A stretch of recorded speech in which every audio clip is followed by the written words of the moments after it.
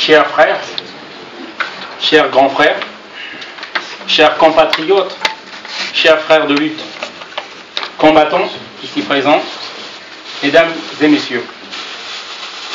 Vous me connaissez, je suis plus à l'aise pour agir que pour faire de longs discours. Aujourd'hui pourtant, je me dois de prendre la parole car l'heure est grave. En ce jour de son 54e anniversaire d'indépendance, notre chère patrie est toujours dans l'impasse, manquant du strict minimum, l'eau et l'électricité, moteur du développement d'une nation, et aussi du plus fondamental des droits des peuples, qui est la liberté d'expression. En effet, depuis juin 1997, le Congo vit les jours les plus sombres de son histoire. Après avoir goûté aux délices que nous offrait la démocratie, dont la liberté d'expression, les Congolais se sont vus briser un rêve que nous avons durement construit et réalisé. Pour les intérêts égoïstes d'un homme, pour l'ego démesuré d'une seule personne, qui n'a jamais tenu aucune promesse envers les Congolais. Le Congo devient la plus grande dictature d'Afrique centrale et l'une des plus féroces d'Afrique, où l'on vous arrête pour un mot de travers contre le pouvoir en place, où l'on vous torture pour vos opinions, où l'on vous caricature pour vos idées politiques. Le Congo est désormais l'otage d'un gang, tel un cartel de drogue, où le système demande d'éliminer toute menace contre les intérêts du groupe, et j'en passe. Aujourd'hui, au-delà de toute attente, les Congolais ont plus que besoin d'une chose principalement, que l'État leur garantisse leur liberté d'expression, leur intégrité physique. En effet, les Congolais savent que c'est de là que leur viendra le reste. Le Congolais veut s'exprimer, se faire entendre, faire sortir toute cette frustration emmagasée, toute cette souffrance contenue, et cette tâche nous incombe à nous de la diaspora. Pour faire entendre la voix du peuple libre. Et qu'est-ce qu'il en est? En ces heures où M. Sassou, alias le malin, le rusé, est en train d'avancer ses pions pour se maintenir au pouvoir, nous tergiversons. Alors que M. Sassou connaît la ligne qu'il suit, nous nous attardons sur des débats stériles. M. Sassou n'attend que ça. Nos différends, nos contradictions, notre désorganisation ont fait la force de ce monsieur depuis déjà 17 ans.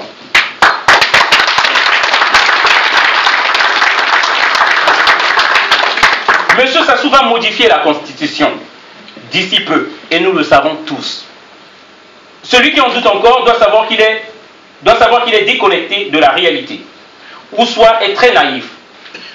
La question n'est plus est-ce qu'il va le faire, mais plutôt quand est-ce qu'il va le faire. En effet, il va le faire, il doit le faire pour ses intérêts. Et cela va de sa survie et de celle du système dont il reçoit la pression. Mon questionnement ou le questionnement au niveau du collectif Sauvons le Congo est qu'avons-nous prévu de faire pour l'ensemble des efforts, car tandis que l'adversaire est plus que jamais soudé pour faire pérenniser le système, nous continuons à refaire les mêmes erreurs que nous avons faites depuis les 17 dernières années. Nous, au collectif Sauvons le Congo, nous adhérons à l'idée de la fédération des énergies. Nous avons fait depuis les 17 dernières années la fédération des énergies, seul moyen pour créer un rapport de force. Nous pensons qu'il nous faut un leader, peu importe qui c'est, la seule condition que ce soit un homme irréprochable pour nos adversaires en face. Un homme qui n'a pas souillé ses mains avec le sang des innocents congolais et qui n'a pas parfait à l'orgie ou la descente en enfer de cette nation. Car aujourd'hui, je peux affirmer que le Congolais s'est senti trahi, abusé. Il se dit que ce sont tous les mêmes. Il n'a plus confiance en qui que ce soit, grâce à mon contact sur le terrain, par le partage des tracts et d'autres discussions. Ne reculons pas, mais avançons de grâce. Je ne suis pas dans la guerre des postes ni des go. Nous avons qu'un seul adversaire. Et que le rêve de tout un chacun ou de chaque structure ne pourra aboutir qu'une fois qu'ensemble, nous aurons terrassé l'hydre à plusieurs têtes. Nous devons faire un rassemblement des forces en une plateforme pour notre seul dénominateur commun, le départ de M. Sassou. Plus de division. s'il vous plaît, en ce qui concerne le Congo, nous irons dans le sens du consensus. Nous, au collectif Sauvons le Congo, nous ne lutterons pas pour un combat perdu d'avance par nos divisions d'ego, de leadership, de calcul ou d'intérêt. Nous mettons en avant l'intérêt des Congolais d'abord. C'est pourquoi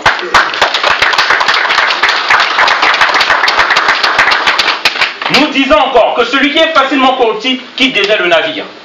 Que celui qui veut manger apprenne à geler. Pour l'instant, nous devons être forts. Il ne faut pas que certains lions se transforment en moutons de pâture pendant la traversée de ce désert. Comme le Congolais en a l'habitude. Cette traversée du désert, c'est aussi ne pas se laisser corrompre pour aller aux élections. Car aller aux élections, c'est jouer le jeu du pouvoir en place.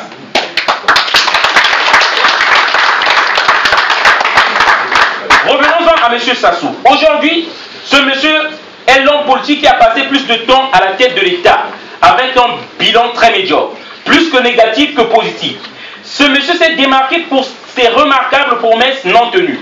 Avec lui, nous avons tout entendu.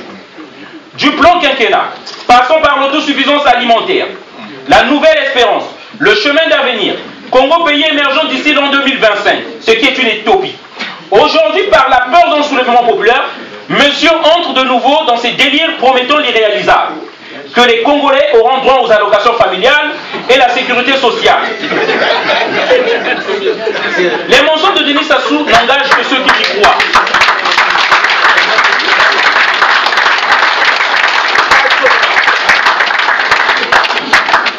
Nous, enfants des années 79, sommes des victimes de ce monsieur. Après avoir cru en ce monsieur, après avoir été à l'école, on se retrouve en France, le tombeau des intellectuels africains.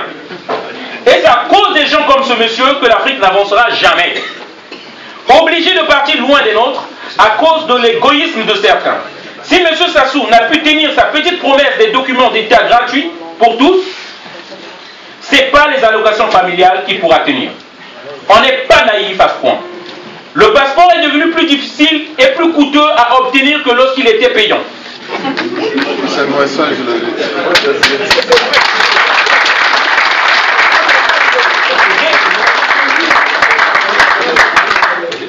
Rêvez de dire maintenant stop à cet individu, à ce monsieur qui se fout de la gueule de tout le monde. Ceux qui pensent ou qui disent laissez monsieur Sassou là, si Dieu lui-même veut, il enlèvera. Il enlèvera de là. Pour moi, je dis que c'est un langage de lâche, de peur et de résignation. Vous oubliez simplement que c'est un système. Ce n'est pas uniquement un homme. C'est un système qui nourrit les familles qui ont désormais un train de vie. Un système ne meurt pas avec un os. Il se perpétue, tel un sacerdoce. Si Sassou n'est pas là, son fils Kiki ou Okemba Dominique prendra la relève. Soyez-en sûrs. Et ça ne finira jamais si nous ne nous levons pas. Hélas, c'est la vérité. Il faut que nous nous levons pour mettre fin à cela. Si on ne se lève pas alors, préparons-nous à voir nos proches mourir de misère. Car plus de la moitié des Congolais, les plus fragiles, les plus faibles, je cite les malades, les retraités, les vieillards fatigués, ne survivront pas à un autre mandat de M. Sassou. Et il ne faut pas oublier, M. Sassou est la seule personne qui ne veut pas parler des disparus du BIC, ni d'enquête sur toutes les exactions commises au Congo. C'est ce monsieur qui protège les auteurs de ces massacres. Il a toutes ces raisons, étant le commanditeur présumé de ces crimes. Et aujourd'hui, si ce monsieur meurt au pouvoir, tout espoir de connaître la vérité sur ces crimes seront perdus. Et je le dis, nous aurons des comptes à rendre à des générations futures, non seulement, mais nous aurons aussi un sentiment éternel d'impunité et d'injustice, surtout envers les familles victimes. J'ai peur que certains ne voient pas que les protagonistes, mais rejettent ces crimes sur toute une ethnie. Et c'est pourquoi nous avons un devoir, chaque Congolais a le devoir de faire triompher la justice pour les futures années de quiétude dans notre pays. Si nous ne sanctionnons pas ces crimes, attendons-nous à ce qu'un autre Congolais refasse la même chose. Nous tenons aussi à lancer un appel à la communauté internationale, particulièrement à la France, notre partenaire économique historique, que M. Sassou n'est plus l'homme du consensus.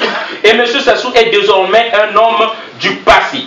Nous disons encore, pour répondre fermement à M. Sassou, cette fois-ci que nous sommes prêts et que nous irons au-delà de ce qu'ils pensent. Si aujourd'hui cette illustre assemblée n'est pas prête, moi je pense que nous devons arrêter de bouder dans notre coin et arrêter de faire cette lutte. Moi je pense qu'aujourd'hui nous devons aller au-delà de ce que nous avons fait avant. S'il faut prendre l'ambassade en siège, nous devons être prêts. Celui qui n'est pas prêt, moi je pense qu'il est temps qu'il reste celui qui arrête le combat. Merci. J'appelle maintenant à présent M. Jean-Claude Berry, président de DAC Développer Autrement le Congo. Bonjour à tous. Je suis relativement satisfait, tout simplement parce que ce à quoi je m'étais préparé à vous débattre d'ici a trouvé un écho favorable.